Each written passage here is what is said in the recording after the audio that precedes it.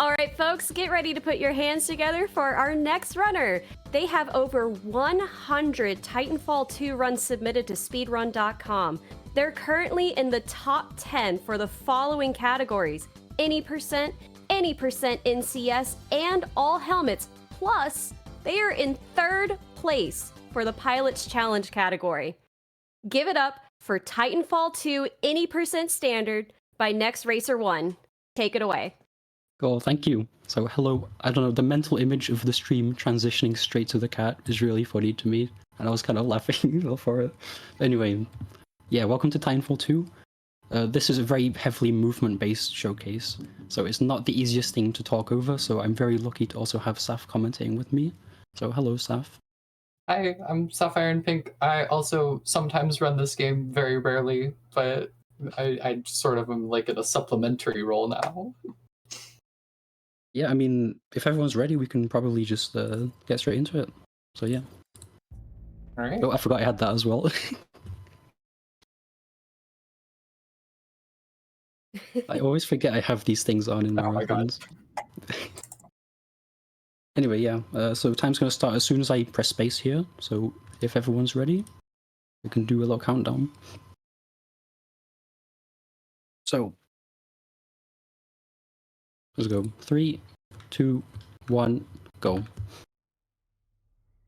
All right. So we would be remiss to start this run off without saying Titanfall 2. It's just like a little bit of background. It is a movement FPS developed by Respawn Entertainment that was released in 2016. It runs on a heavily modified version of the Source engine. Whoa, no way. Oh, I know, no, it's crazy. It's the thing that every single Titanfall 2 runner is so excited to say to everyone. So Source engine means we get like air strafing, we get like versions of bunny hops, sort of like you would see in Half-Life, Portal, all of like the Source games from Valve. But there's a in-depth parkour system added onto it, such as like we're gonna see sliding, we're gonna see wall running, we're gonna see double jumps, and all of this sort of added on movement that makes it one of the most in-depth movement like systems that I've seen in any game that I've played.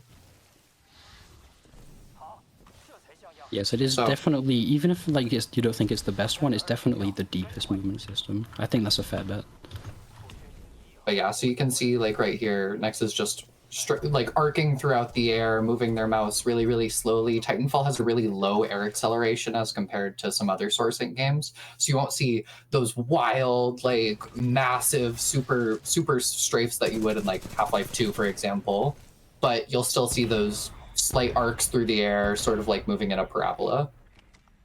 So there was just like a little reload skip, so we can skip the animation on reloading the gun, so we can just shoot that a little bit faster. The intro section of this level, which is the Gauntlet, it's a bit of an auto-scroller, but now we finally get into the meat of this level, which is just specifically this Gauntlet training portion. In universe, it's just like a training pod simulation. So right now, like we can throw grenades and like get to the brink of death and not have to worry about dying. We can use like insane damage boosts throughout all of this. And Nex just cleared that in what, like 30 seconds? Oh no, I wasn't paying attention, but yeah. I wasn't paying attention at all either, but you can see like all of these nade boosts are just catapulting us through the air. Yes, if I was doing that like anywhere else, I would have died a very long time ago. Would have died instantly at the very beginning. Yeah. But yeah, so basically just some basic like intro lore. Right now we play as Jack Cooper, who's a rifleman in the militia.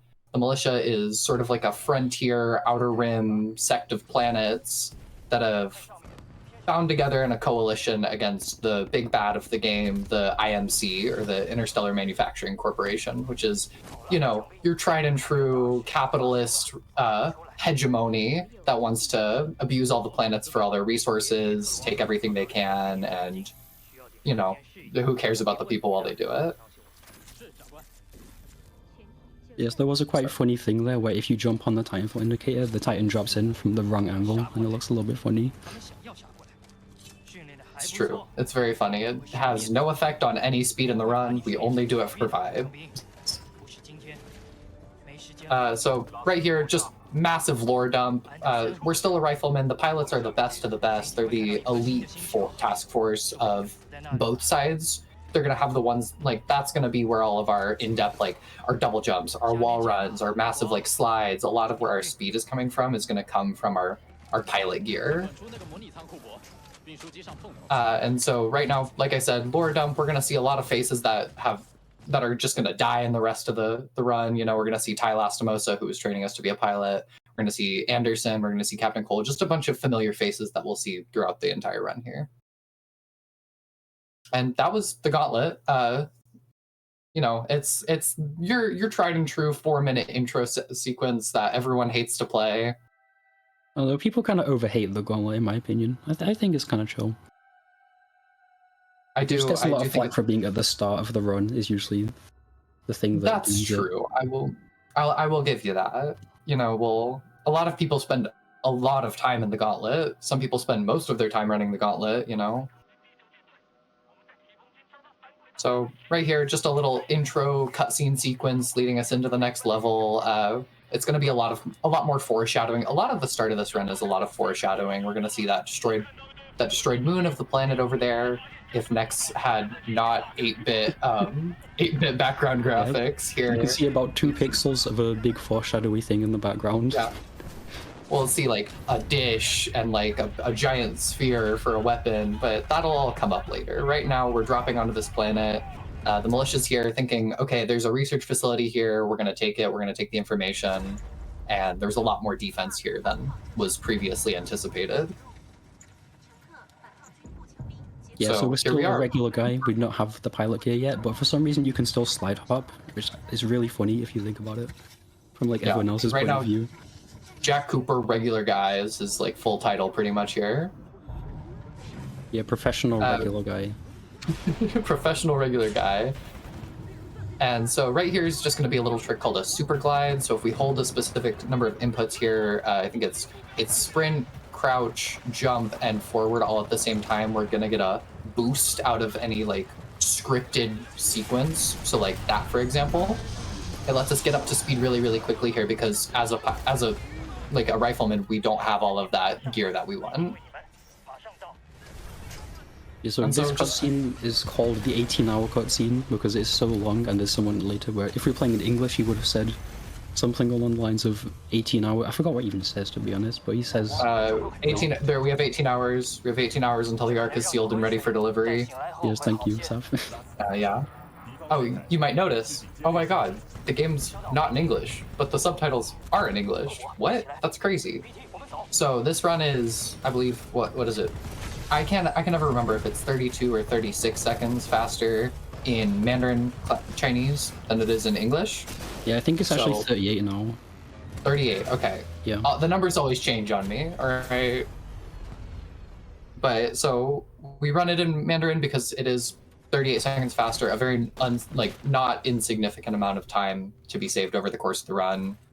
Right here is we're going to be introduced to all of our big baddies for the entire run, all of the bosses we're going to see and eventually fight, except for one of them. And yeah, they're just going to be like, oh, we're so evil. This guy's like, he's taking stuff. Yeah, for some reason, if you click here, it puffs out his jacket. Like, if you look at the little cloak thing, that's me clicking my mouse that's doing that. I have no idea why, but it does. It's really funny. Yeah. And I will say, the 18-hour cutscene is very rarely seen in runs nowadays. We did have a community vote a little while back to skip the 18-hour cutscene with a standardized save in order to just like cut out this massive 3+ minute cutscene that every run, if you reset and had to go back to the beginning, you would just have to sit here for 3.5 minutes just waiting in a cutscene, which was fairly brutal. You know, some people were okay with it, you know, notably like Lord Fluffy was pretty okay with it. But a lot of the runners, there was a lot of discontent in the community, and it reinvigorated the any percent grind in a lot of people.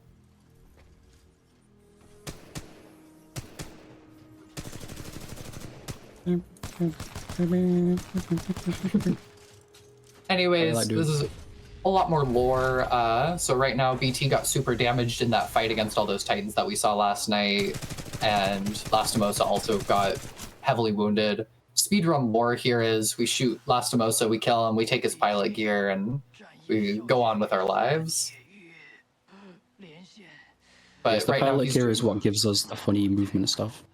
yeah. Right now he's doing something incredibly unprecedented in the Titanfall universe. While we have been training a little bit in a simulation pod to be a pilot by Lastimosa, you never ever see a pilot transferring their gear, their Titan, all of this to just a rifleman. And so it's like this big, Yeah, massive, not even like, a professional regular guy. yeah, just a guy. So it's this big, massive deal. We bury him. It's a real sad moment. Everyone's like, "Oh wow, Lastimosa's dead." Oh, and then we're like, "All right, we got to get going." So we do. We are in the beginning of this level. We are nerfed in our movement, so to speak. We will have like the slides. We will have the wall rides, like you'll see right there. We do a little wall run there to get up to speed in order to actually activate our slide. Otherwise, we would be walking around really slowly there. And you can see right now in the top left, it's just reconfiguring to us because a pilot's gear is very tailored to them. But like I said, we are sort of nerfed in this beginning half. We don't have access to everything while our systems are coming online.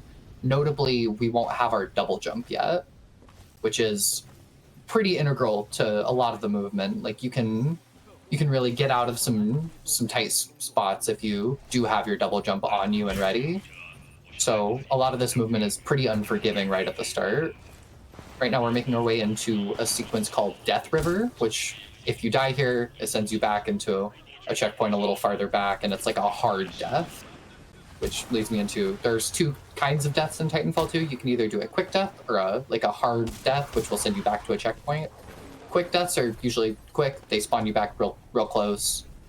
But the hard deaths will actually, like, you'll need to reset checkpoint and you'll have to go through a load in order to get that. So we finally have our double jump back. We get a little bit more safety here. And we're just making our way to the first battery sequence of this level. So what we're needing to do here, we're grabbing Titan batteries in order to reinsert them into BT to sort of get him back up to snuff. Like, he's really damaged, the batteries will heal him. In multiplayer, it's like you'll get a battery and it heals your Titan back up a certain amount of health. And so, Yes, yeah. I need to clear these 3 people to get this interact to show up, which we usually do with a grenade. I had to clean up a little bit, but that's fine. Oh. Oh. Oh. Oh. Right. Y'all just let me know when it's a good time for a quick cut-in. Yeah, for sure. Right. We might have a spot here coming up pretty soon. This is a pretty integral part of BT. We're leading into a segment called Ravine here, which is going to be like, this is where a lot of the movement preservation aspect of the run really comes into play. So the more speed you keep throughout this section, and you don't want to like bonk on any grunts there, but the more speed you keep here, it all just like multiplies on top of itself with these wall kicks. So you can see yes, a there wall next kick is like, sorry, a wall kick can kind of be thought of like a bunny hop off a wall is probably a good quick way of explaining it, which gives us a speed boost from it. Yeah, it's within 5 ticks of touching the wall. If you jump off in that frame, it will give you more speed off the wall. It'll give you the boost that it'll usually give you at the end of a wall ride. And so if you want to right here, we can have some time for like 1 or 2 quick donations. Yeah, absolutely. So we did get $11 from Chill Spirit. They said 11 towards murder because that's 1 more than what's been put towards Spare, and I think that's funny. Unfortunately, Spare has come back in the lead thanks to a $25 donation from Macy. It says, "Spare the Marvin. It's just a little robot, silly little thing doing its best." So currently, yeah, Spare is in the lead with $35. Folks, don't forget that if we choose to sacrifice the Marvin, it's going to be faster. And this is a speedrun marathon. Don't we want to go fast? It is faster, but I'll at the very least say I think it's funnier to save the Marvin, and everything in my life is for the bit. So, so right there, that movement's. Oh, go ahead. Yeah, the thing is, if you spare the Marvin, it still gets really sad in the cutscene. So it's not like it's still very painful to watch. But yeah, so we got the second battery, we got it back to BT, he's all healed up, he's all good to go. Yeah, and so we're just gonna make our way through a little bit that we usually call Titan tutorial. It's just teaching you some of your Titan mechanics, like some of your abilities, your utilities, all that. A lot of people call this section vibe check, simply because the little shield that's gonna come up here that we're gonna get access to, it's very random. It's one of the few points of RNG in this run, honestly. A lot of this run is very, very much like your actions will have its own consequences. But this is very much a little RNG section where if you don't get enough bullets here, it won't hit all of the robots. And if you don't hit all the robots, then we have to wait, and it's a whole thing. Yeah, unfortunately, I think I didn't hit enough of the robots, so we might have to. There you go. You have to wait for the Acolyte pod to come out. If that happens, this is like a tracking rocket aimbot cheating thing. Killed too many of the robots. You needed to leave a few up top. That way you get more bullets. Anyways, yeah, so we get the utility, which is like the Vortex Shield for this class, and then the Acolyte Pods, which is our ordnance. The Acolyte Pods are just like a lock-on little rocket launcher that we can use against anything that we need to. And then we're moving on to this section. It's our first mini-boss, so to speak, of the run. So we're gonna look in a very specific portion while standing in this part of the level in order to spawn the Brute Titan that is going to drop here in a very specific spot.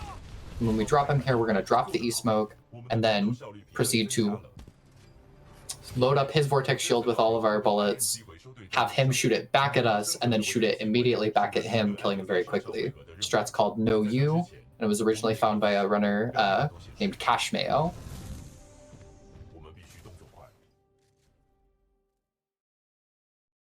And so throughout this run, you'll see like Nexus is either like waiting or listening. There's going to be a lot of audio cues throughout the run.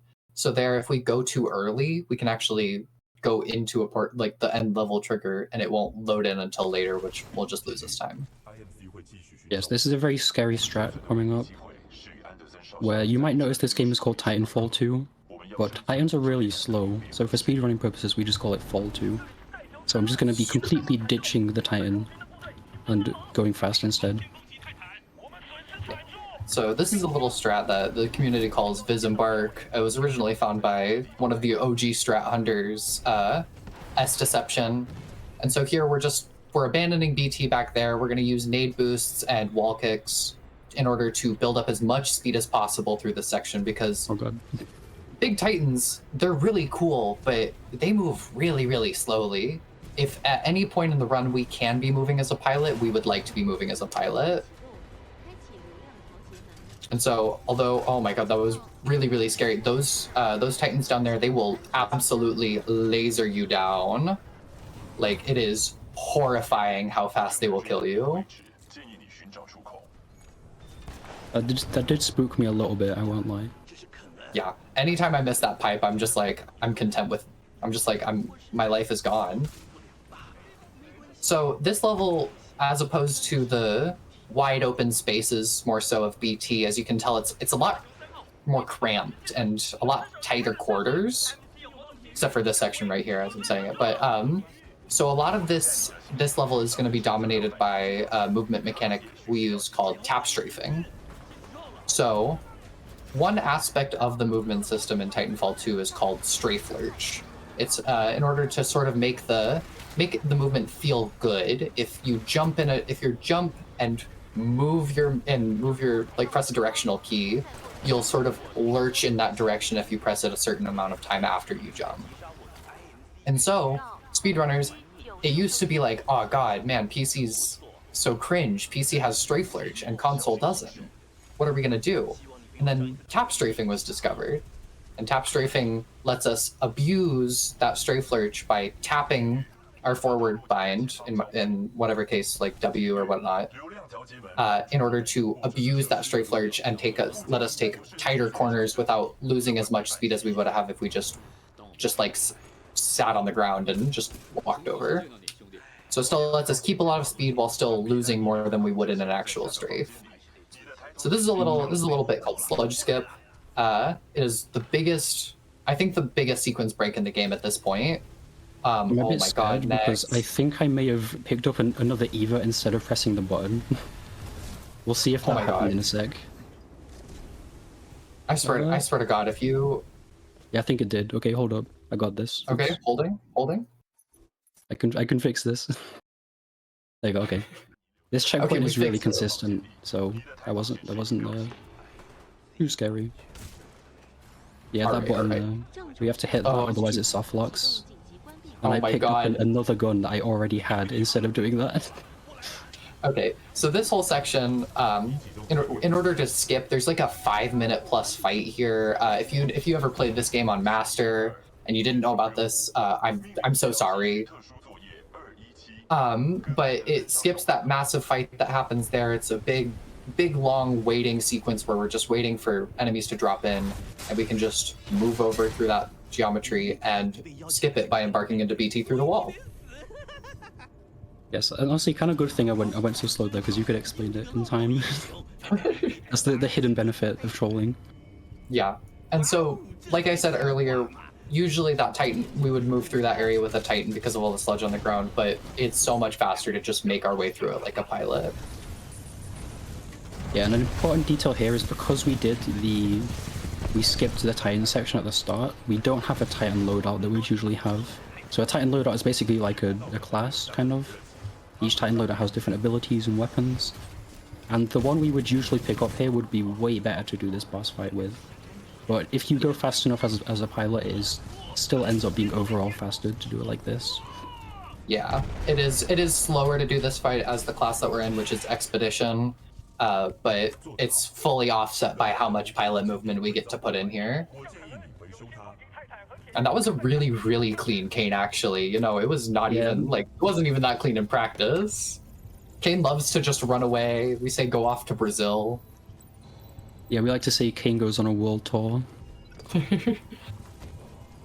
But yeah, so that was a really clean blood and rest all around, aside from the little sludge skip mishap. But yeah, that was a really good showcase. Right here, Next is just gonna do a little fun thing called a bump launch. I'm really bad at doing it in this one.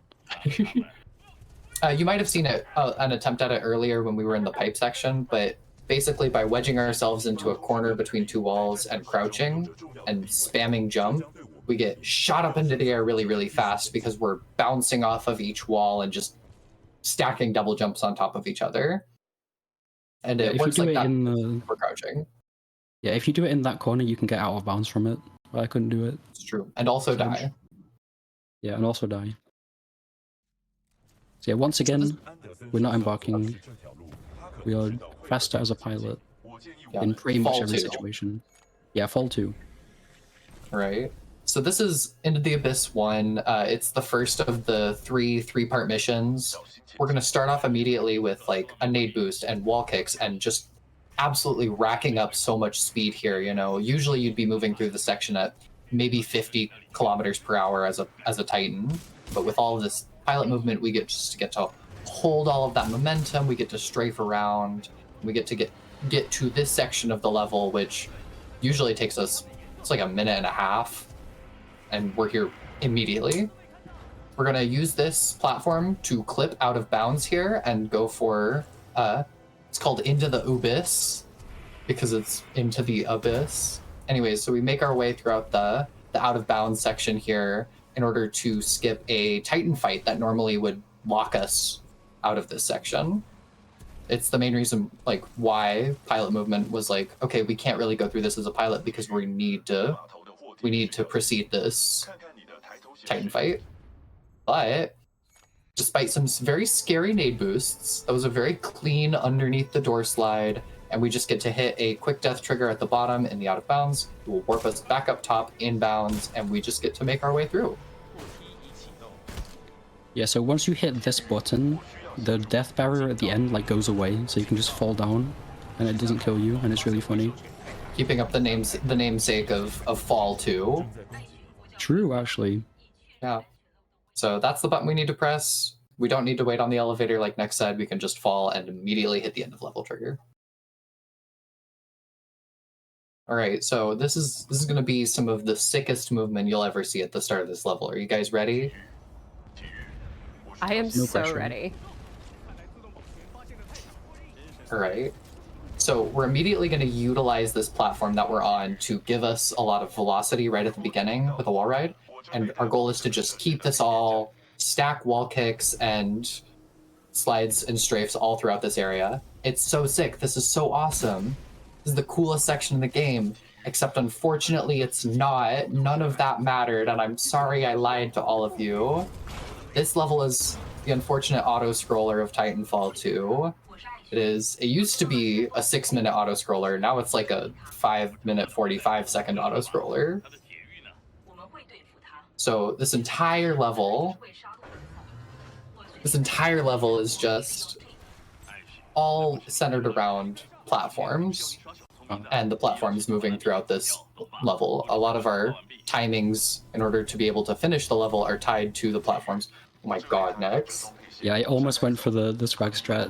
Almost for Swaganos. Anyways, so we used something called platform velocity there.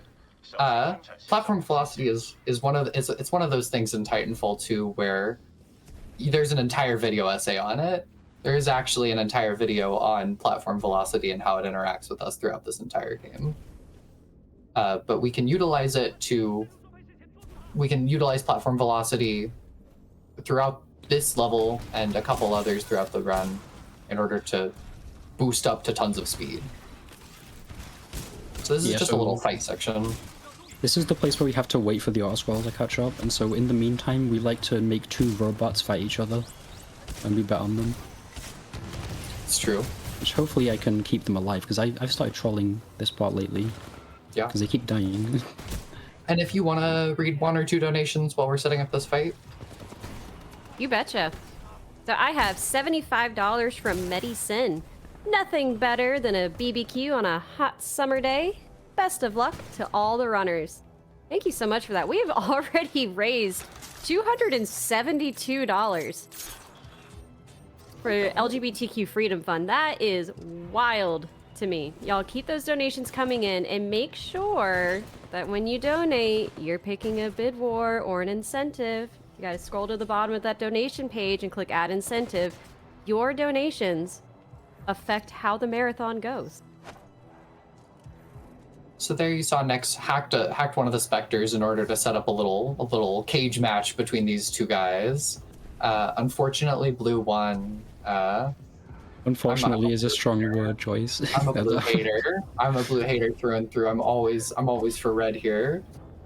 But it's just like something we use to pass the time, because that platform over there, that's what we're waiting on right now.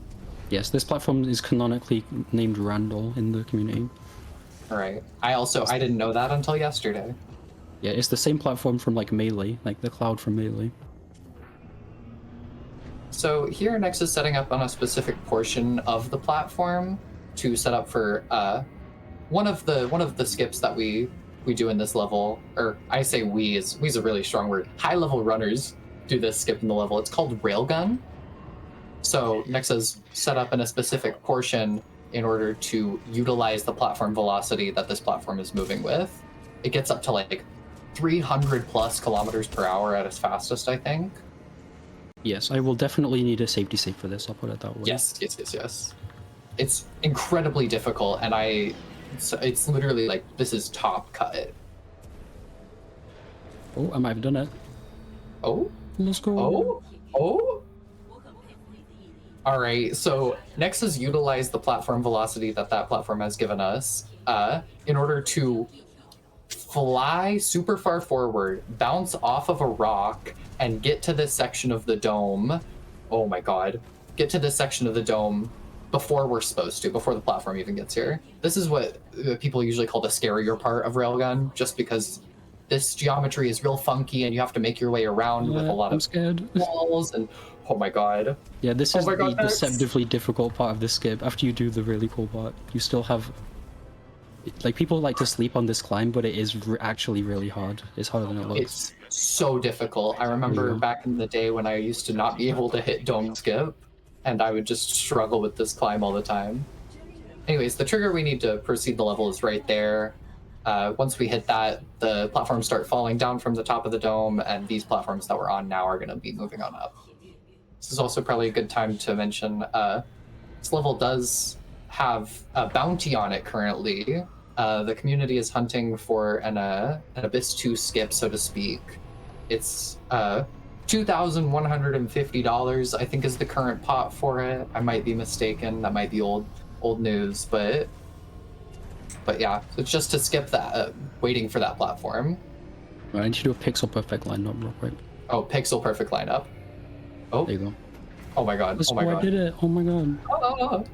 Anyways, so it was way back when. I can't remember what specific GDQ event it was, but it was after, I think, GDQ X 2018, I want to say, maybe 2017. But a developer saw that run and saw that the runners were doing the dome fight and put a little hint onto the community. Okay, it was before SGDQ 2017. It was a little hint before for the community that there's a way to get out of bounds in the dome, and it turns out that specific panel was just not there, and we could clip out of bounds. The pixel perfect lineup was a joke, by the way. It just doesn't have any collision. It's really funny. And so we move over to a portion of the level where whenever we get transported to the dome where the actual fight happens in, that's how it shifts in the game. We just fall immediately into the end level trigger.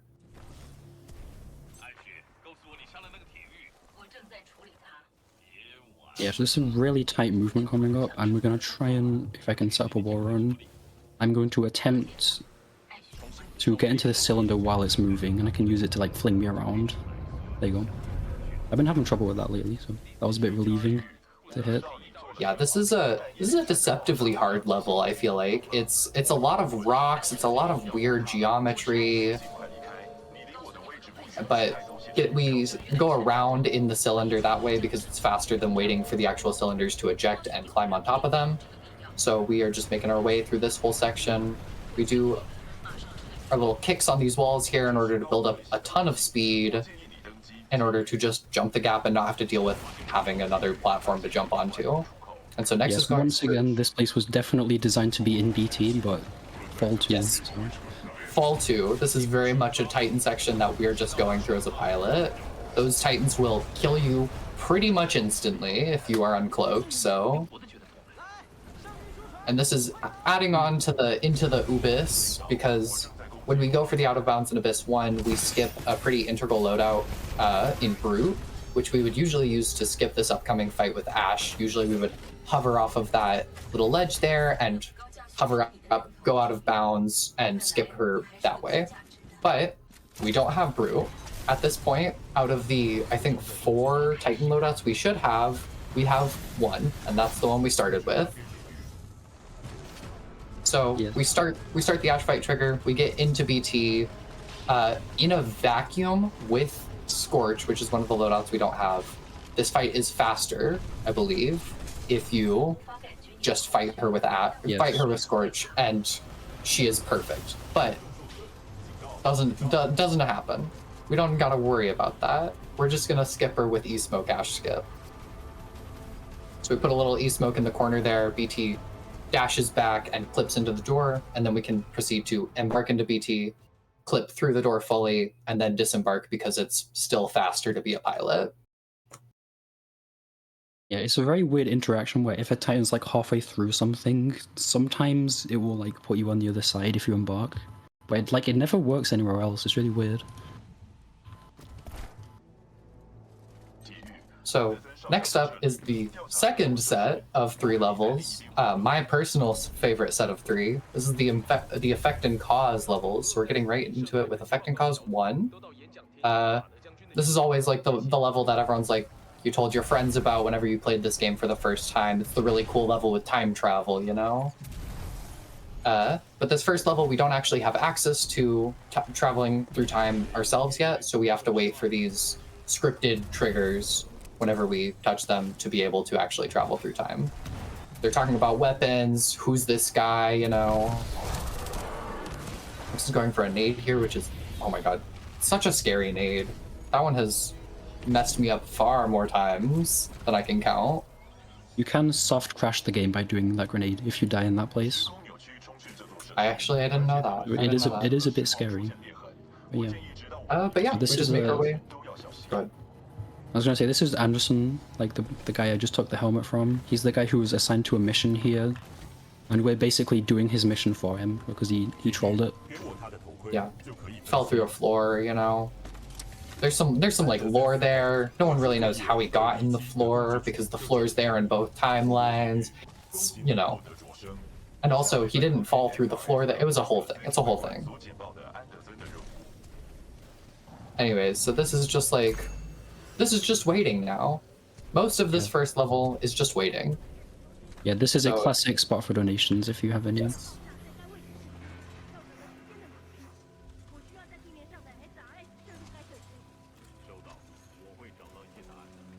Actually, I didn't know these stalkers were up here until yesterday too. Yeah, I'd like to get a punch boost off here. But yeah, if you want to read some donations here, that would be perfect. Absolutely. So we have $100 from Fen. Happy BBQ Day. Did anyone bring the coleslaw? Good luck to all the runners, less than 3. Unfortunately, I don't like coleslaw, so if someone wants to have my serving, they can do that. I would have that. Okay, good. You can have my coleslaw. I'm not going to eat it. We also got another $100 from Suave Peanut. Just says Alan Wake 2. So with that, we are at $497 raised total for LGBTQ Freedom Fund. 3 more dollars and we'll be at 500. That is wild. Oh my goodness. We have also met that incentive to unlock the dog friend with Turnip Boy Robs a Bank. Thank you so much for your donations towards that. And we've opened up a new incentive here for Pepper Grinder. We're gonna upgrade the category to all levels. We need $150 for that goal. We're currently sitting at $25. Get those donations in and make sure that you choose that incentive at the bottom of the page. Let's go. Anyways, that's a little fun, little quirky trick. There's a lot of little funny tricks that don't actually add or take away any time throughout the run. That was one of them. So this set of levels is 2 levels stacked on top of each other. There's the present and then there's the past. And so in that moment, if you punch a stalker, you're sort of worked up into the like other plane, the present, so to speak. That was a little skip called FTL. Nex hit it perfectly. That was beautiful. Yeah, I was trolling that skip so hard in practice, and I just did it first try now. I was just yapping about stupid little tricks, but that's using the scripted time swaps to our advantage because that laser gate is there in one timeline and not in the other. So we can bump into it, use that as a big old damage boost in order to fly faster than light, some say. Yes, now we have the watch, so we know what time it is now, and also we can travel through time as well at will, so we don't have to wait for any scripted sequences. We have a lot more freedom to just... Okay, I'm gonna go to the past now. Yeah. There is still a lot of waiting in this level, just waiting on dialogues to proceed, but the sections that are really run and go in this level are very, very get up and go. Like now that we have the time device, the watch, whatever it's called, we can just absolutely gun through the rest of this level. And so just making our way up. Some triggers can only be hit in certain timelines. For example, that one we needed to be in the past for. We need to be able in the past to be able to press that button for this first Anderson dialogue. The past is the shiny, brand new one, and then the present is where everything's decrepit and bad because it's a bit counterintuitive. Something went wrong with the weird weapon that everyone's on about.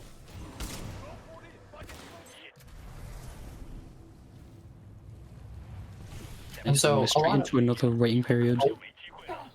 Yeah, straight into another waiting period immediately. It is, this middle section of the level is fully determined by timings, setups, and waiting. And next is going to set up for something pretty swag here. It's called Blender. We're going to use a lot of are a lot of the speed we'll get from wall kicks in order to build it up and keep it through the door that's going to open here soon. That was a bit of a sketchy setup. It's okay. It's okay. Okay, that was very sketch, but I'm alive. Let's So go. I'll take Let's that. go. Yeah, that little hallway is deceptively scary with the ticks that'll explode and the nade and the turrets that'll shoot at you. But we are making our way into Hell Room right now. Next is going to set up for something called Hell Room Zipless. We're going to use a nade boost to get up to a high speed here and just skip the zip line that we would normally need to grab in order to pass. So this bridge is funny. This bridge is funny. It takes 2 seconds to see and an entire video to explain on what exactly happened there. But the long story short is it's called Snuggle Slide. The game got confused and thought we were going really fast backwards, and then we jumped and went really fast forwards. Yeah, when we say that it takes an entire video to explain that, there actually is an entire video that explains that. Like a really well-produced video. The next level is my favorite level in the entire game. It's Effect and Cause 3. It is a 50-second IL, and it holds my entire heart in its hands. We start off, it's really high octane. Sometimes you can start with a nade boost there, but for safety, we're not going to go for it.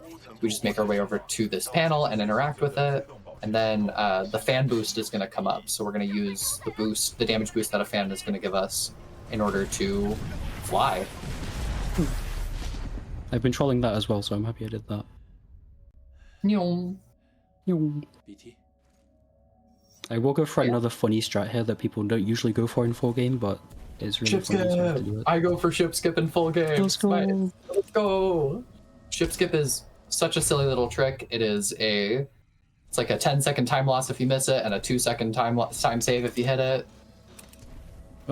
Okay, I will go for it one more time, and if I don't get it, I'll move on. Okay. Okay, this is the one. I'm locked in. This is the one. This is the one.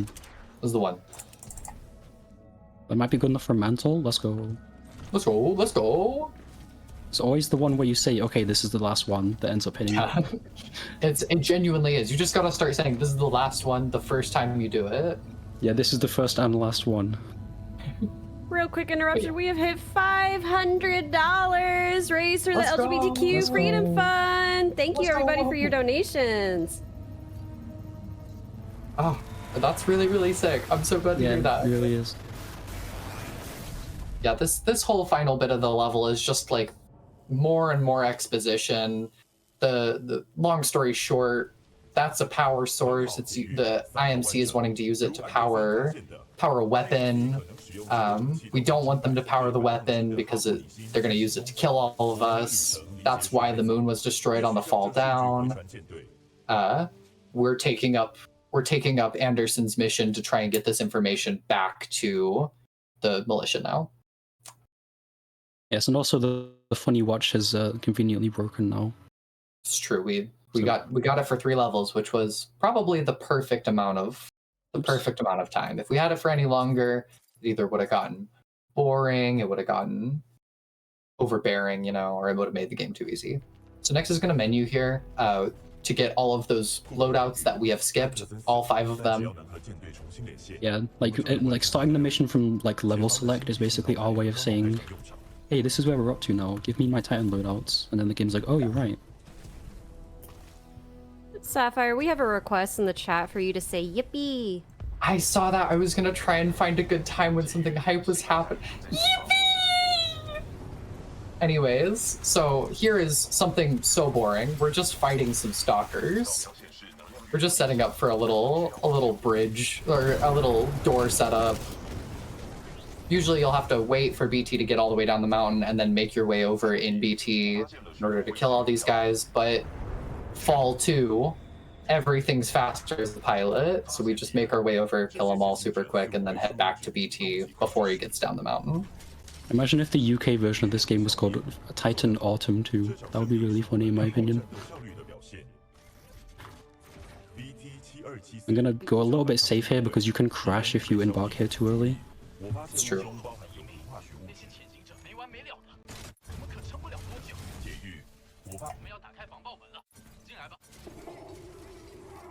I'm gonna go for a funny that doesn't save any time, but it looks funny.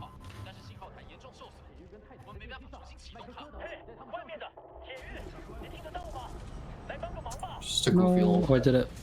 Oh, Let's go. I thought I didn't get it then. I did. It's just a goofy little clip that puts you outside and then shoves you back in because you're not supposed to be there. the continuation of little tricks you can do that are just funny and nothing else. So here, we're just waiting for some dialogue to pass. If you want to just like read one quick donation, that would be awesome. Yeah, absolutely. So, like I said earlier, we hit that $500, and that was thanks to a $3 donation from Macy. This is for the $500:3. Also, more to save the Marvin. And Save the Marvin is currently in the lead still. Oh, that works out because we're actually going into the level where it's ending. This is the level where we will save or kill the Marvin. Okay, someone remind me not to muscle memory kill the Marvin. Yeah, do not muscle memory and kill the Marvin. There's a very real Please possibility. don't kill the Marvin.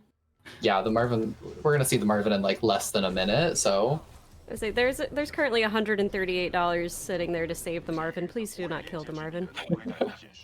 all that money. This is the highest of octane levels in Titanfall 2. Like whenever you think about absolutely breaking an aisle wide open with just the movement mechanics, Beacon 2 is exactly what comes to mind for me. The world record has dropped down from like I think like it was like a high 150 a few years ago, and now it's like what, like a 130 something. I think it's like a low 130. Yeah. I haven't looked at the speedrun leaderboard in forever, so I'm just kind of guesstimating. Anyways, The Marvin. oh, the Marvin. He's being saved. Let's go. He's so sad. Woo! Thank you for those donations to save the Marvin. He's alive, but he's so sad. Yeah, you made him sad though. Like what the hell? Like, is it even worth it? But we would be sad if we sacrificed. True. True. It's That's true. very true. He's a friend. He's a friend. Everyone say bye, Marvin. Yeah. But yeah, so we are literally just like, this is just peak of the latest section of like the latest movement revolution, so to speak. Like Beacon 2 really got cracked wide open when crouch tech was introduced. So crouch tech, it's basically an upgrade to the tech we already do on walls, so like wall kicks and forced end boosts and stuff.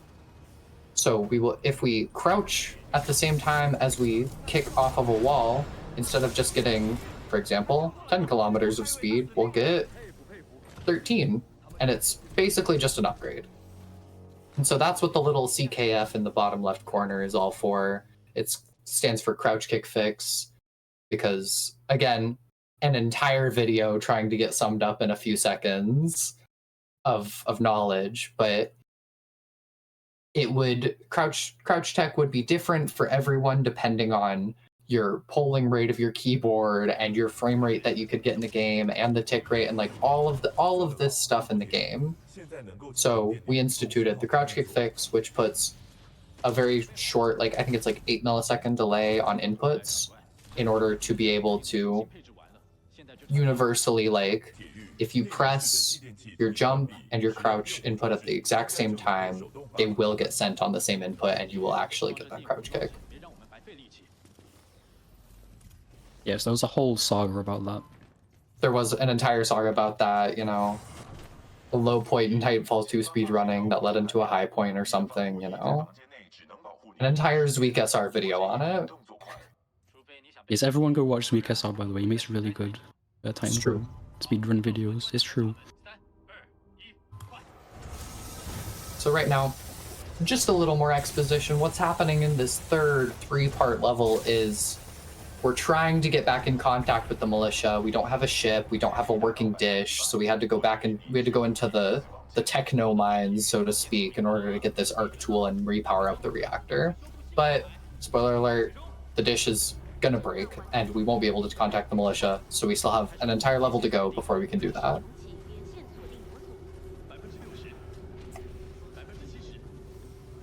And if you have any more donations to read here, now would be a perfect time. Absolutely. So we have $25 from the Masked Mango. Woo! It's time for the BBQ. I can't think of a better way to spend my Saturday than with all you lovely peeps raising money for such an amazing cause. We also have $25 from Trainer Anade. It just says less than 3. Thank you. Awesome. So this is also like, I think it definitely for sure used to be the absolute coolest level in Titanfall 2. The only reason I would say it still is, in my opinion. The only reason I say it is because I don't like doing the trick that's gonna come up. But there's been so much innovation throughout the entire run that this is awesome, and there's also a ton of awesome things surrounding it. So what's coming up is going to be Super Fastball Deluxe. So basically right there, we're using the Brute Hover ability to wedge ourselves into a corner and get a trick called Moon Boots, which lets us, it's like what, 25% reduced gravity? Yeah, I think it might be 15 or something. Okay, I'm not sure. It's an amount of reduced gravity. Yes. So we utilize that to keep a lot of height that we normally wouldn't be able to keep throughout the section, which lets us keep a lot of speed that we wouldn't keep throughout the section, which lets us fly through the air like a fastball throughout this entire section. This is very scary to perform, I won't lie. It's very spooky. So no, that's fine, I can back this up. It's okay, it's okay. I should just make it to this thing. Okay, that works. Okay. Ooh, let's go.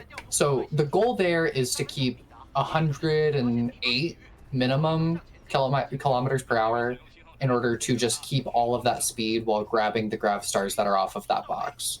Unfortunately, Nex had a little bit of a blunder, but that's okay because this is one of the hardest parts of the run. Yeah, there is actually, backing up that trick is like a whole skill. There's like so many ways to do it. Sorry, it kind of looks funny the way you climb up this thing. But yeah. It's very funny. One of the goofier climbs. So we grab those graph stars from that box specifically in order to minimize the amount of time we're going to be waiting. We used to grab graph stars from the other end of where the dish is at, but we learned the route. We made it so it was way faster, and yeah, and now we get to go on to Zipless and the Tesco meal deal. So I'm going to take a platform launch over the trigger that usually starts this fight. And then this grav star to go back is really precise. So I'm probably going to lock in. Ah, that was almost it. Actually, I made a safety save. You did make a safety save. Look at me being smart. So yeah, what this basically is like an RTO for this fight. And it ends up skipping like a wave at the end of the fight for some reason. I don't actually know the exact explanation for why this happens. But if you do these triggers out of order, then for some reason it just skips the entire ending part of the fight afterwards. Yeah, the basis of my knowledge on it is it's called Tesco Meal Deal, and it is faster. So that's my gift to the world. Its name has become so normalized it didn't even register in my head that we should explain why it's called Tesco Meal Deal. I was like, oh. So it's because... isn't it called? Yeah. Sorry. Oh, well, isn't it called? Yeah, go ahead. Sorry. Me when I walk in someone's way and then we could both walk out of the way at the same time. But yeah, it's called Tesco Meal Deal because the dish module is the sandwig, and the grav stars are the crisps, and the what's the other one? I forgot. There's another one that like makes it a meal deal. You left your drink, and so you go back. Oh yeah, that was it. Yeah. Back to the building to grab the drink that you forgot for your Tesco meal deal. Yes. Which I guess only really makes sense if you're British. So. The agreement at first was that only British people could call it Tesco Meal Deal, but then everyone just started calling it that. Yeah, I'm not British, so I had no say in it. Anyways, so we're gonna take out this sandwig and put in our own sandwig, and that part makes the dish work again. So we can speak to our friends. yeah, that's all we're waiting on right now. We just need to talk to our friends. We miss them. Yeah, we're trying to call them on Right now Discord. They're not picking up. Right now we're just getting some like typical antagonist evil dialogue talking about, God, this pilot is such a menace. We need to kill him. Thumbs up. Thumbs up. Everyone loves a thumbs up. But yeah, so this upcoming fight is the... Oh my god, I already forgot. Richter. The Richter fight. He's one of the... He was the one with the funny jacket at the very beginning of the run. And it's a fight mostly dominated by spawn manipulation. So if we look in specific portions, the Reapers will drop into spots that are easier for us to kill them in. And we'll do the same thing with some Titans here in a bit too. Yes, I will also be looking up as I activate my flame traps in this fight. And for some reason, if you do that, it just like tries to ignite them multiple times and basically duplicates them. I don't know why, but it just do that. Like they just get melted. Called flame dupes, and they do big damage. So yes, like that. Yep. Pretty much an instant kill when it used to take, you know, a little bit longer in the past before we knew about those. Yeah, Richter himself isn't that interesting because you pretty much just like shoot the gun until he dies. But the thing I'm going to do afterwards, I will be clipping inside the hub room, which will trigger the elevator earlier than it normally would get triggered, and then I will clip back out again. And that accomplishes two things. So I'm going to get the first clip through, get the early elevator trigger, and then if I clip back out, it will also cause the game to fail-safe this cutscene, and BT gets teleported up. And it saves like... I forgot how much it saves, but it saves a little bit of time. It's like 3 seconds, right? Yeah, something like that. That's called Elmo Clip. That trick is called Elmo Clip because it's named after the thing in the top left. I don't know what corner it's in, but it's named after the thing on screen. Which is like my entire brand, because I found that skill. Yeah. The thing on the top left of the screen. Thing, the entity on the top left. The weird entity. Also, you can see like an untextured side of this wall, and it's funny. And also, if you carry fire stars into this area, you can also, at the end of the level, kill Sarah while she's talking to you, I believe. It's a whole thing. We were trying really, really hard to find a way to incorporate it into an actual run where we could just like kill Sarah because of all the stuff she's gonna put us through in the next level. And this is just more exposition. They're talking about, okay, you're a who's this guy, basically? And you're like, Bro thinks he's one of the team. We're the best guy. We have a 97% rating, or whatever. Anyways, if you want to do 1 or 2 quick donations, now is the perfect time. Absolutely, thank you. We just got $10 from Mr. Game and Shout. The best part of a good barbecue is everybody pitching in. Sorry I can't do much more than chips and sides this time around, but I still wanted to bring what I could. And that $10 went towards the pepper grinder any percent to upgrade the category to all levels. We are $35 out of the $150 that we need. So make sure that when you're donating, you're picking those incentives at the bottom. Don't forget to pick those. It's very, very important that you pick an incentive. The way that this marathon goes is completely up to you. Yeah, Claus is a really, really cool individual. You want to see Pepper Grinder later. It's such a sick run. I agree with this person. So I think, isn't it? There's like a little like funny, goofy thing in the levels of this game that this level is called T-Day. Wasn't it by like? Is it like in the game files or like by the developers or something? Yeah, the map name is SP_T-Day. Yeah, and it's just because it's Titan D-Day. You know, you drop down. There's a big fortification. You're gonna run up to it. We're gonna do a little strat called Encore, which I'm gonna let Nex explain because that's a recent development and I don't know a ton about it. Yeah, so every Titan has like an Overwatch ultimate ability, which is called their Claw. So in order to get that, I'm gonna disembark here. And then if BT gets damaged while you're disembarked from him, for some reason it like builds your core really quickly. Which gives me, if you look in the bottom left, I have my ultimate ability ready to go. And the thing I'm gonna do here is a pretty precise bit of menuing. Nice, I got it. So if you core on Brute and then switch loadout, or rather if you switch loadout and then immediately use Brute core, I think it's like probably around the frame after, it will give you the weapon from when you have flight core, which is what I have right now, but it just never takes them away, so you just have them infinitely. So we use that to mop up these guys really quickly and easily.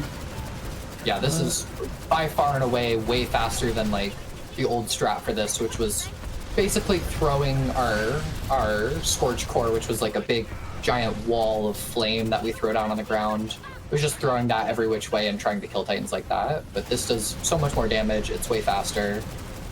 In the files, you can actually give yourself this Titan weapon as a little console command. Like it is just a weapon. And yeah, the funny thing is that it gives you Scorch abilities while you have it as well. Like it gives you the ability of whatever you switch to, but it gives you Flight Core at the same time. It's kind of OP, honestly.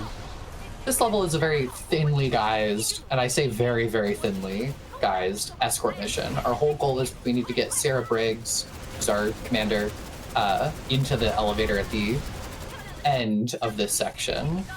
And so we just need to kill all the Titans in our way. We need to kill all the brutes. She'll get really caught up on all these grunts over here, so we'll throw some rockets at them and stuff. This is a little bit called triggerless. So we're gonna go around where usually we would be walking through as a Titan, and if we walked through that section as a Titan, we would actually spawn in some more Titans to fight. But because we go around it, we skip the trigger, we just get to go off scot-free. I got Protocol forward. No. Oh no! Protocol 4 is kill the run. BT will just walk very, very slowly. We'll just hang out. It's not like there's a war going on or anything, BT. Yes, I will make 15 safety saves for this strat. I'm gonna disembark at the right time, and it makes BT get eaten by this elevator, which is good because it means he can't run out and die. Because I'm gonna do this entire thing as a pilot once again, and it is extremely scary. We get set up here. There you go. Yeah. Because so everyone wants to kill us, and I will die in about one frame. Everyone wants to kill us, and we gave ourselves moon boots again, throwback to Beacon 3, in order to be able to go on top of a lot of this geometry and dodge some Titans here. Yeah, especially if you're going slow, this becomes really scary. I can hopefully hit some good wall kicks and back this up, because I kind of bonked at the start. Yeah. But making it through that first section with all of those Titans is by far and away the scariest part. There's so many tones, there's a few North Stars there that will snipe you. Oh no. That's fine, I have a safety save ready to go in this Marathon Lone Wolf. There you go. Boom. Boom. Because that checkpoint would lose like 5 minutes. Like, It it's is kind of brutal. yeah. But yeah, so we're gonna go for it again because it's a really, really cool strat when you get it all together. It is so hard though. Coming back to the name, it's Fall 2. Especially in like the third to last level in the run, it's so scary. Incredibly. But yeah, so the faster we go here, the more Titans we get to dodge. Okay, I was very scared that that guy was gonna double punch me. That guy usually leaves you alone until you're on a really important run, and then he will never... and then he just activates. Yeah, and there's all of these Titans want to kill you so bad, and you die so quickly as a pilot because all of their weapons are like heavy anti-tank weaponry, basically.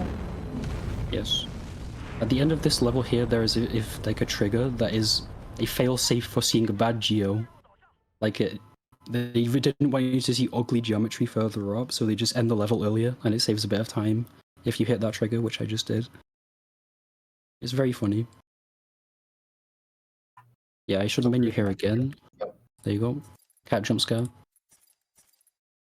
So we menu out a few specific portions in the run. We menu at the start of Beacon 1 to get more Titan loadouts, and then we menu at the start of Arc, which is this level, in order to get North Star, which is needed for the Snake Splitter strat in order to fight Viper. There we threw a grenade because whenever you transition into dropping onto the ship, right now we're just in a big waiting sequence. If you don't have any grenades, it'll give you all of your grenades instead of just the one that it starts you with. Basically, there's also a funny lineup you can do here where you clip through that wall and it looks kind of funny. Yeah, and the basic lore here is, right, we missed grabbing the Ark in Trial by Fire. We have to get to the ship that it's on in order to stop them from getting the Ark to the Fold weapon, which is the big, massive planet destruction weapon. And if you want to throw out a few donations here, that would be perfect for 1 or 2. Yeah, absolutely. Just a real quick update on that pepper grinder incentive. We only need $65 more to get that met. I know that y'all can do it.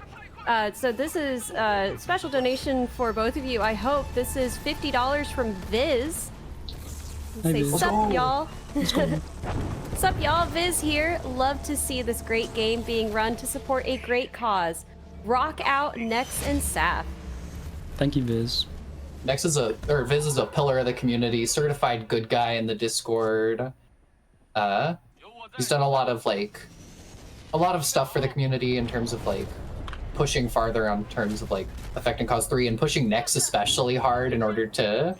There was a feud going on between the two of them. There was a war going on in the IL board. This is Barker Skip. There's a bit of an audio cue here, so I'll let Nex hit it. Oh, that should be good. Let's go. Okay. Let's go. This is a very it used to be a lot scarier before that lineup was introduced. It's still pretty scary of a trick. It's called Barker Skip. Instead of waiting for BT to throw us over to the 6-4, we just kind of use a grenade boost and jump over. And in doing so, sorry, I'm on a bit of a delay, but yeah, I was gonna say that was a pretty funny. There's a bit of okay. So in doing Barker Skip, it kind of messes up the whole rest of the level. Things don't exactly move in the way that they're supposed to move. It just gets really, really funky and makes it one of the scariest levels in terms of just random crashes and RNG in terms of the run. This is also the only level with a fall timer. So if you are falling for too long on this level, it will just kill you, which is what happened earlier when we tried to get back on the ship. And so, oh god. Yeah, so I'm gonna take out only the last gun here. They tell you to take out all 3 of them, and they're like very particular about, okay, we need to take out 3 of these gun batteries. But the game only checks if you've taken out the last one, so we just take out these people. And they act like we've taken out all 3, so... And if we kill all the enemies on this platform specifically fast enough, the stalkers that would jump over here just kind of disappear, and all of the enemies on the last 2 batteries just die. Yes, they just die of cringe. Yeah. I always call this level the Great Equalizer because in our yearly mock March tournaments, it's the level you take someone to if it's as like a last final gambit, you know? It's like, maybe, even if you're better than me, the RNG will bless me and I won't die and you will or something, you know? Yeah, it's kind of like the wildcard level. So throughout this entire fight, we're just killing very specific enemies. The 6-4 will clean up some of the enemies, but if we don't kill these specific ones that we're killing, they'll take forever to try and find them. You know, they're the elite of the elite, but oh my god, are they slow? Didn't even realize I left someone then. That was kind of confusing.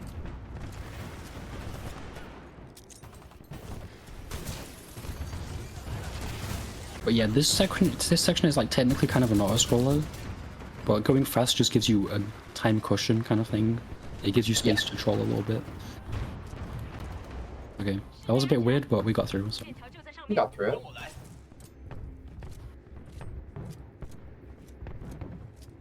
But yeah, we're just making our way up to the. We're gonna stab a knife into the ship to steer it, which is, you know, we have a it's the USB future. knife. Who cares? We use our knife for everything now. Oh, I did it. Let's go. You can every now and then the game allows you to kill someone through this window. I didn't It's know that. pretty much That's random. really funny. I think it might be to do with the ship tilt somehow, but I don't know. And there is one particular guy who you can kill, and the game crashes if you kill him. Oh. So we used to, yeah. This is where sometimes the fall timer can come into play if you don't input a very specific way. If like your final input on this is down, sometimes the game will decide you've been falling for too long, even if you're not falling at all, and it's just steering a ship, and will just kill you instantly. But all in all, very clean. So BT punching the window here, his collision on his hand is still there from when we were supposed to be doing partner skip earlier. So we have to be way far back and not touch his hand, because if we touch his hand, it'll crash the game. Yes, I learned this strat like last night, or like relearned it rather, like last night. Because I realized I didn't know how to do it properly, but I will try. So if we use laser shot and then stay scoped in during it, the game doesn't give us the damage penalty from that you would usually have if you scope in with a splitter rifle, so we can just one-clip Viper like that. There's very not intended amount of DPS, but it is very funny. Yeah. This fight has had a few iterations over the years. There was like the OG fight where you kind of like threw a bunch of Acolyte pods at Viper, and then there was Viper Zerg where we just kind of rushed down Viper. And this is an iteration of Viper Zerg where we rushed on Viper but in a different way. And by killing Viper first and going really fast here, I don't know specifically what happens, but the game gets very mad at you and decides to clip you out of bounds. Yes, it's because like this level kind of runs on a bit of a conveyor belt system, is the good way of thinking about it, that keeps everything in the center. But if we kill Viper fast enough, it doesn't catch up properly, and it just puts us out of bounds here. So the wall that would usually be catching up with us is still catching up with us even now, so we're gonna have to do a mental clip through it, otherwise we just get pushed off like this. Yeah. I'm a little bit scared of this. Okay, I did it somehow. It's okay, it's okay. We did it. Everything's fine. Everything's fine. There's also a version of that where you can use the animation of like Viper punching BT back down. There's an animation where it like pushes you back to clip back in bounds. And that's the meat of the arc, pretty much. We're just gonna be mostly like right now. It's like BT's. All right, we have to get the arc. We have to get the arc. I know I only have one arm, but yes, okay. the arc is the funny blue marble, by the way. It gets stolen like 5 times in this game. It does. They do a very bad job of protecting it. Yeah. The ship's getting destroyed because Viper's like missile pods hit the engines or something. And we just make our way to the arc where BT's gonna grab it for us. Yeah, if there are any messages from the host, this is a good time. Yes. You betcha. This is a great time to remind everybody that we also have that bid war open for the hat choice for Turnip Boy Robs a Bank. Non-binary Flower Crown is currently in the lead at $15, but we have a lot of other great options that you get to choose. So don't forget, you can donate towards making Turnip Boy bald, make Turnip Boy wear bunny ears, make Turnip Boy wear a mini Turnip Boy, no or nerd glasses, or just have Turnip Boy wear no hat at all. You can make Turnip Boy wear a mini Turnip Boy. Yeah, it says mini me, so it just wears like Turnip Boy wears just like a little tiny Turnip Boy. Yeah, that's so epic. It's very cute. In fact, I would love to see that. So if y'all don't know what to pick, you can go in and you can pick mini me, and you can say this is for Chibi Carrera.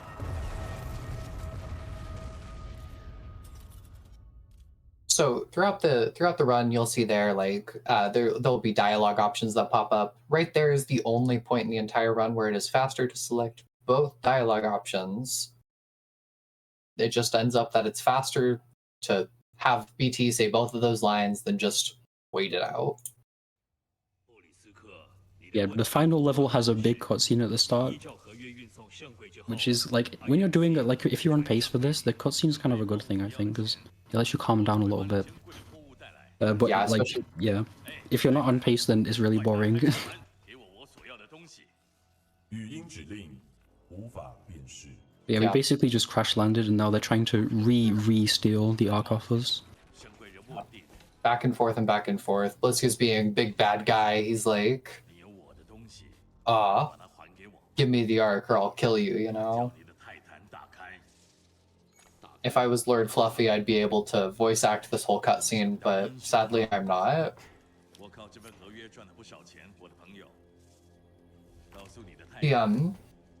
The voice acting in the English version of this game is actually kind of top notch. Some of the dialogue sometimes like it's kind of like major anime antagonist cringe, but a lot of the voice acting is really, really good here.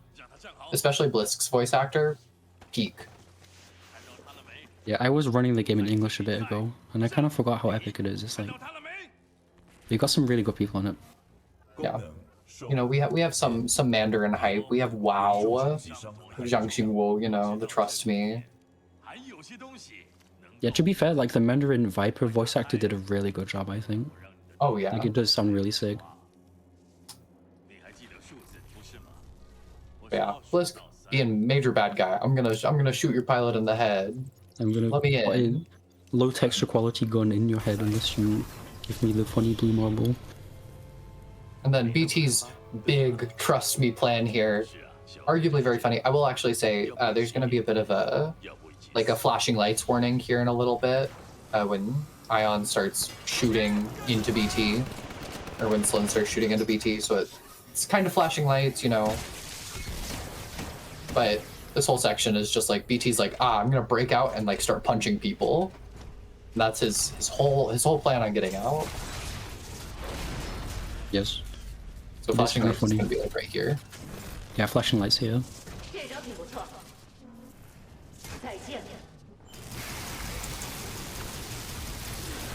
Okay, flashing lights are over now.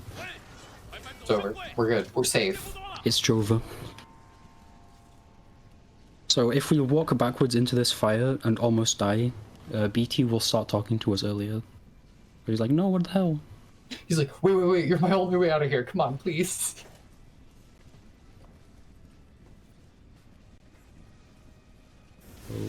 Right now. There you go.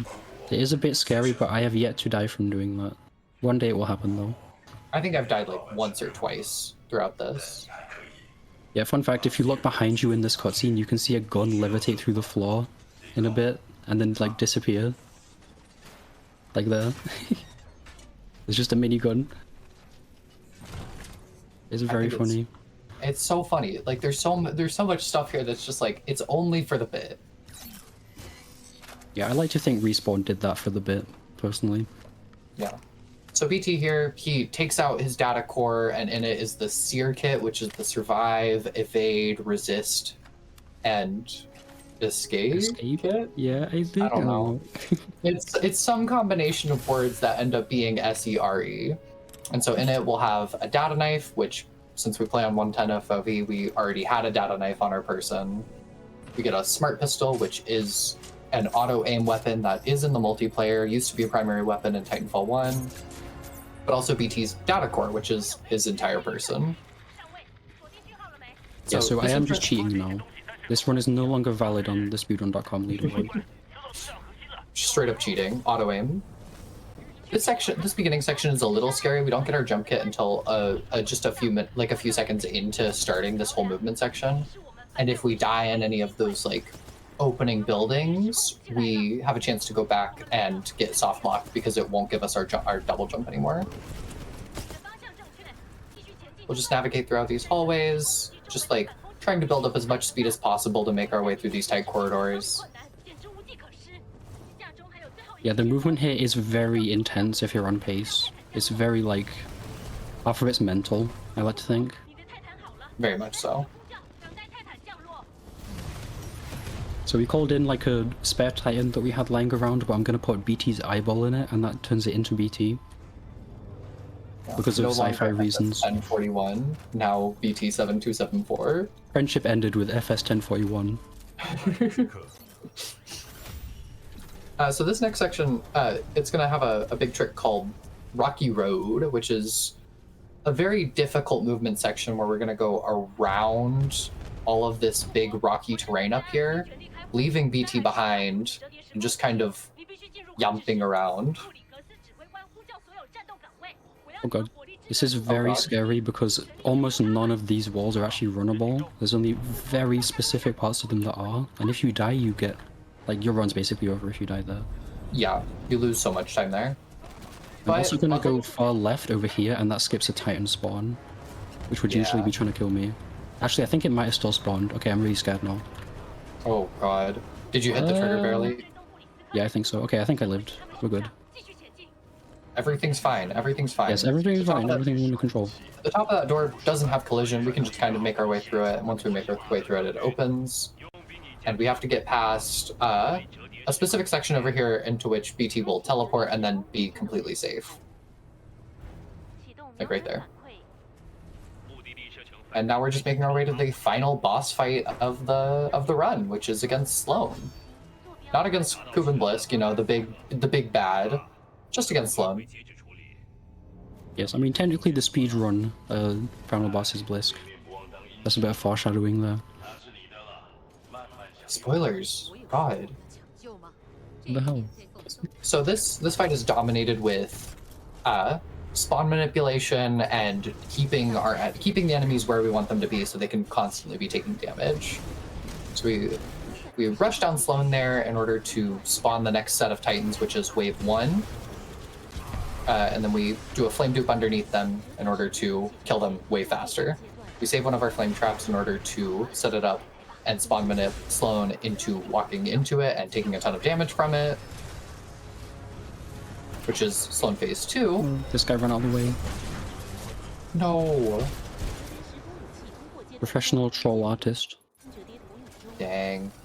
So there's a trick at the end of this fight that's called pre-charge. It's mostly tied to, I believe, Sloan phase 3 and the Reaper fight. I think I still got it, actually. Oh? Yeah, I think I did. Let's go! Let's go! Let's go! Yeah, you have to do that fight fast enough in order to...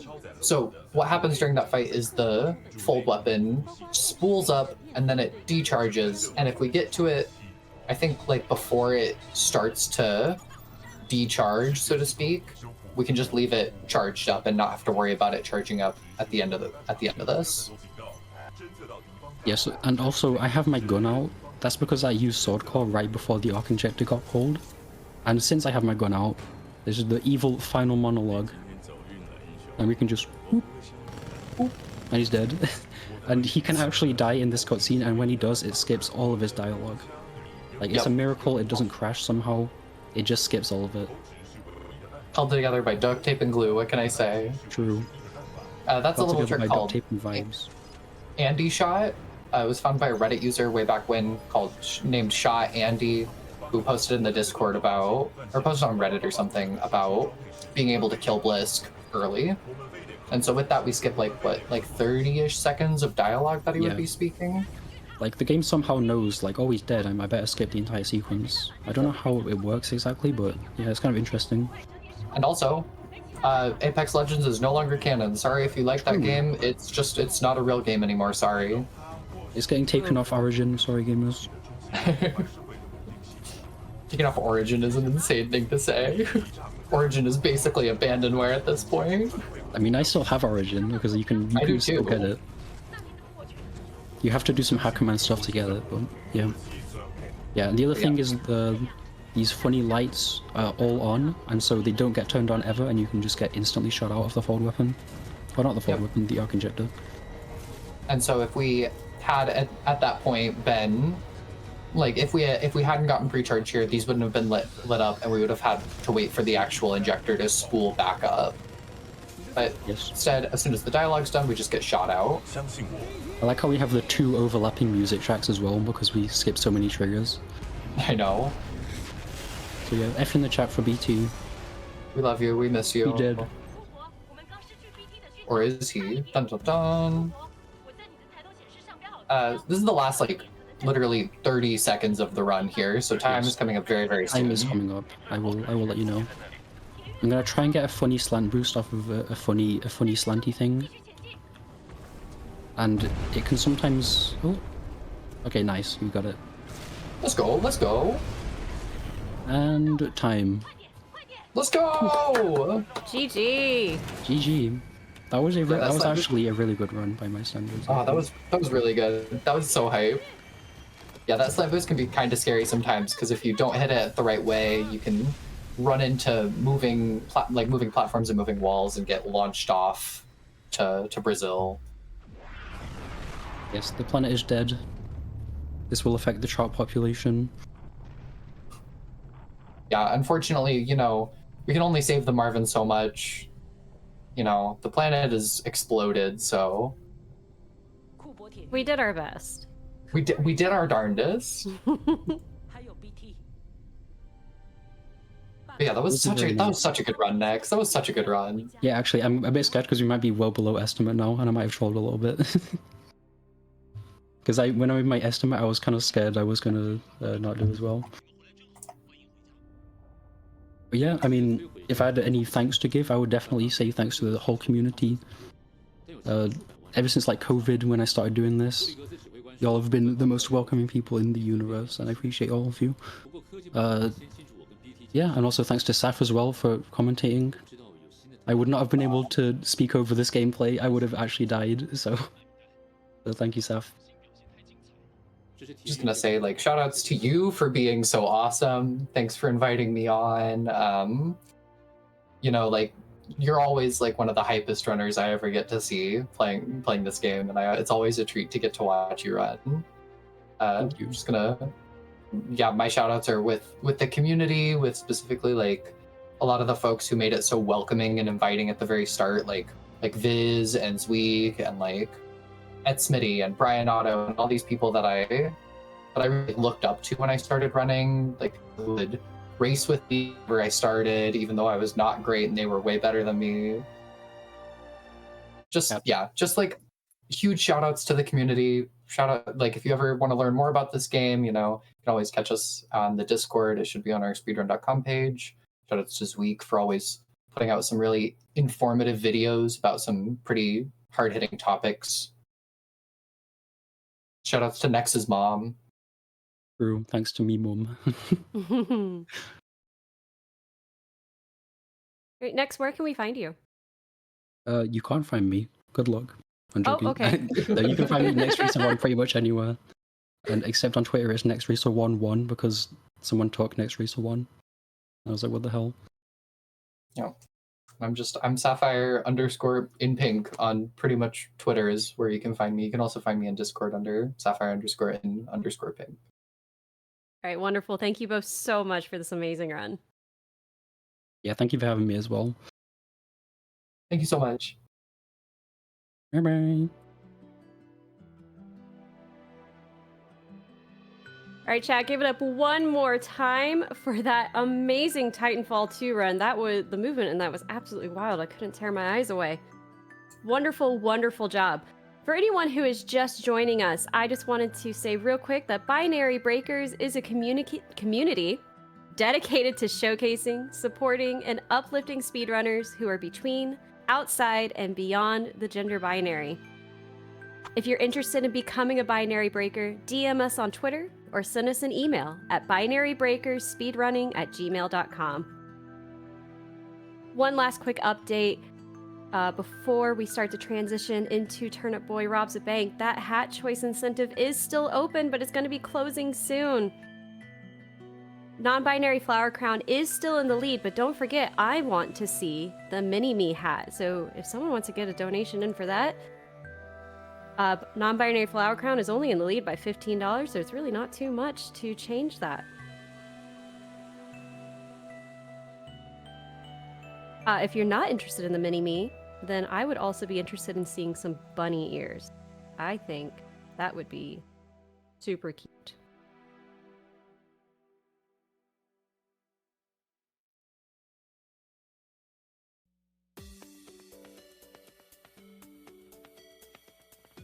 All right, chat, and that is going to be it for me. It's getting pretty hot here at the BBQ, so I'm gonna head inside. Thanks so much for hanging out and for your donations. We're already over halfway to our fundraising goal, and we have so much more marathon left. Make sure that you're sticking around.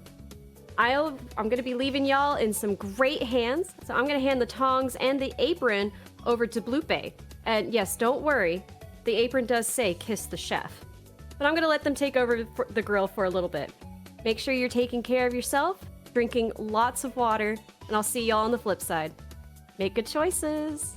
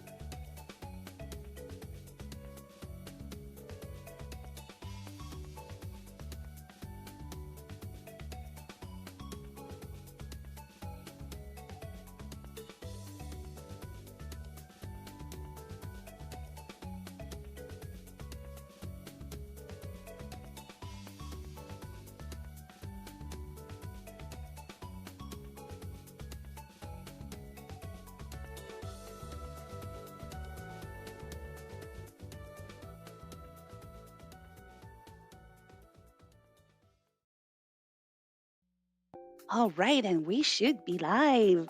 Hello, everyone. Hope you're doing lovely. My name is Blooper, and I'm so thrilled to be your host for the next run, which is Turnip Boy Robs a Bank, run by Happy by 3.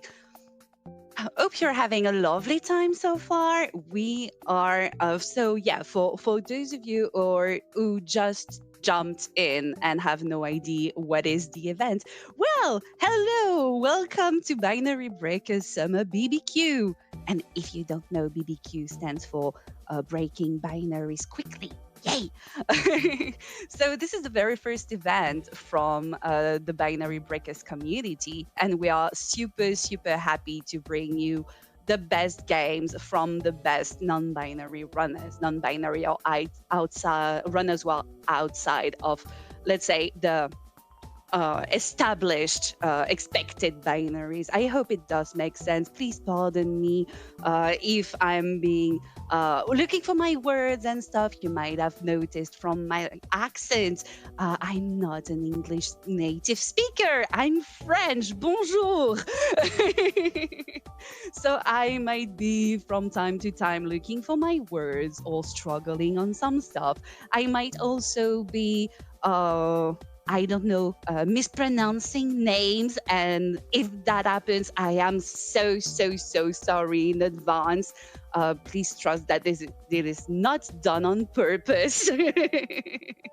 All right, so I just realized I need to do a few things here and there. We should be all good. So, before before we go any further, we had $100 donation from Italia, with the message, just less than three. Thank you for your message and for your generous donation. We do appreciate it.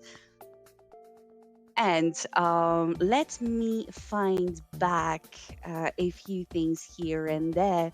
Yeah, hearts to you all.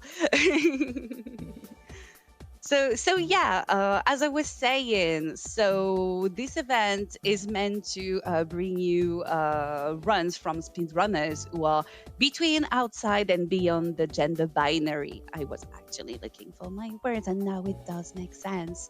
And we are hosting this event in celebration of the Non-Binary Awareness Week and the International Non-Binary People's Day. Also, as you might have seen, we are raising money for the LGBTQ Freedom Fund. If you can afford, obviously, please make sure that you can afford doing so. But if you can type !donate in chat, and that will help us meet our goal. Knowing that we have a few, how is it called? A few incentives which are open already. Let me check back what we have. We obviously had the ad choice for Tony Boy Robs a Bank. So the next run, we have a few choices, and currently the lead is the non-binary flower crown. But you can also have our character, so the Tony Boy, being either bold, wearing bunny ears. One option is called mini me, so that means basically on top of Tony Boy's head, they will have a little turnip as well. We also have the nerd glasses, or the sad no hat at all.